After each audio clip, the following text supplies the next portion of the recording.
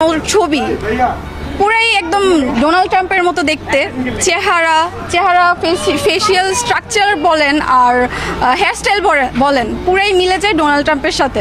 আসন্ন পবিত্র ঈদুল আজহাকে সামনে রেখে নারায়ণগঞ্জের একটি খামারে গোলাপি রঙের একটি মহিষ এখন সবার আকর্ষণের কেন্দ্রবিন্দুতে পরিণত হয়েছে। প্রায় 700 কেজি ওজনের এলবিনো মহিষটির নাম রাখা হয়েছে ডোনাল্ড ট্রাম্প। যে নাম লাগাইছে ট্রাম্পের, মহিষকেও কিনবো না আর কুরবানি হইব না। দেশের নামের অভাব পড়ছে মাতাড়ি।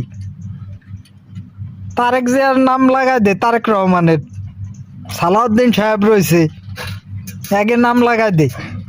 চান্দা আব্বাস, একের নাম লাগাই দে, তাহলে দেখবার না আরো বেশি টাকায় বেচতে পারবে না। যে ট্রাম্পের নাম লাগাইছো এক কিনবে না রে কেউ, নাম দিয়েছেন ডোনাল্ড ট্রাম্প। তো কুরবানি হবে না। কিনা যদি কুরবানি দেয় কুরবানি হবে না, কেনবে এত কুরবানি হবে না। মহিষটির এমন নামের টিরাম যে কত মুসলমানকে ক্ষয়ক্ষতি করছে, কত মুসলমান মারছে। আয়াতুল্লাহ খামিনির তামাস্তিক মাইরা লাইছে, নাম রেখেছি ব্যতিক্রমী নাম ও গোলাপি সে টিরাম্পের নাম রাখছে মহিষের। এ মহিষটা আমার মনে হয় না কেউ কেনবে কুরবানিতে।